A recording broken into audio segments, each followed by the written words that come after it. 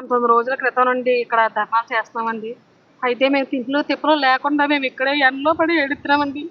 అయినా సరే ప్రభుత్వం ఎక్కడ స్పందించట్లేదండి. ఒక ఎమ్మెల్యే గారే కానీ, ఒక ఎంఆర్ఓ గారు కానీ ఎవ్వరు కూడా స్పందించట్లేదండి. వాళ్ళు అక్రమంగా ఈ భూములన్నీ తీసుకోవాలనే చూస్తున్నారండి. ఎంతకైనా సరే తీసుకుందామని చూస్తున్నారు. ఈ సుందరపు విజయ్ గారు అయితే ఓట్లు అడిగినప్పుడు మాత్రం మా ఇంట్లోకి వచ్చి దండలు పెట్టి వంగి దండలు పెట్టి ఓట్లు అడిగి గెలిపించుకున్నారండి. కానీ ఇప్పుడైతే మాత్రం మా వైపు తొంగు చూడట్లేదండి. మేము ఏమైపోవాలో మాకే తెలియట్లేదండి. ఈ ఈ ఇంకెలాగే కొనసాగిస్తారు. ఈ ధర్నాలు మాత్రం కొనసాగిస్తామండి. ఇది మాత్రం కొనసాగించుకుంటూ ఉండమండి. మా భూములు మాకే కావాలండి. మేమైతే మాత్రం సుందరపు విజయ్ కుమార్ గారు ఇంటికి వెళ్ళి మాత్రం ఆత్మహత్య చేసుకోవాలని మేము అనుకుంటున్నామండి. మాకు న్యాయం జరిగే వరకు కూడా మేము ఈ పోరాటాన్ని అయితే ఆపదలుచుకోవట్లేదండి.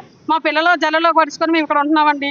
మాకు న్యాయం జరగాలని మేము చూస్తున్నామండి. మేము అన్యాయంగా ఎవరి భూములు తీసుకోలేదండి. మేము 50 సంవత్సరాల నుండి వచ్చిన భూముల్ని కూడా ఇది అన్యాయంగా తీసుకుంటే మేము ఎట్టుకోగలమండి.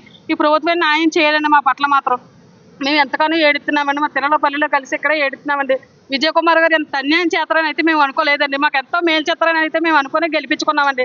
కానీ ఇంత అన్యాయం చేసి మా దళితులు పొట్టలు కొట్టాలని చూస్తున్నారండి. దళితులు ఎంతకాలం ఎలా తొక్కుదామని చూస్తున్నారండి. మమ్మల్ని దళితులు వెలుగులోకి రానివరా. ఇంకా దళితులు ఇలాగే చేస్తారు. మీరు ఎక్కడెక్కడ దళితులు ఉన్నా సరే మేమందరం ఏకమై సుందరపు విజయ్ కుమార్ గారు ఇంటికి వచ్చి మేమందరం ఆత్మహత్య చేసుకుంటామని మేము అందరి ముందు మేము ప్రమాణం చేస్తామండి. మేము ఎక్కడ మాత్రం వదామండి. మా పోరాటాన్ని అలా కొనసాగిస్తూనే ఉంటామండి. మీరు ఎంతకాలం ఎలా దౌర్జన్యాలు చేస్తారు, ఎంతకాలం అన్ని దోచుకోవాలని చూస్తారు. ఎమ్మెల్యే గారు మీరు మాత్రం మాకు స్పందించకపోతే మేము ఇంటి ముందు ఆత్మహత్య చేసుకుంటామని మేము మాత్రం చెప్తున్నామని ఖండిస్తున్నామండి. మేము మాత్రం ఖచ్చితంగా చెప్తున్నామండి. మీ ప్రభుత్వం వారు కూడా మీరు మాకు సహకరించాలండి.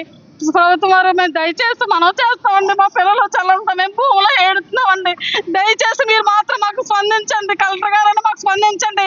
అలాగే డిప్యూటీ సీఎం గారు పవన్ కళ్యాణ్ గారు మీరు కూడా మాకు సహాయం చేయాలని మేము దయతో కోరుతున్నామండి. మీరందరూ మాకు సహాయం చేయండి.